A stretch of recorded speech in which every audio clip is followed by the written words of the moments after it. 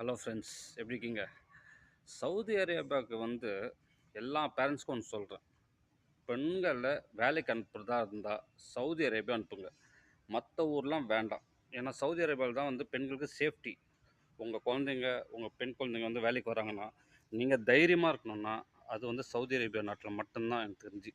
Dubai, ஓமனோ மற்ற country waste. அங்கே problem வருது. துபாயில் ரொம்ப ப்ராப்ளம் வருது பெண்களுக்கு.